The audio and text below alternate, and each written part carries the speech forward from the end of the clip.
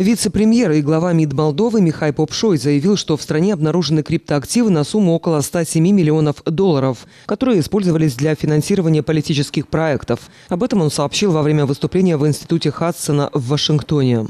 По словам министра, найденные средства – лишь часть более широких попыток вмешательства, к которым, утверждает Попшой, прибегает Москва. Эти действия включают покупку политического влияния, организацию протестов, поддержку нелегальных структур и использование сложных криптовалютных схем.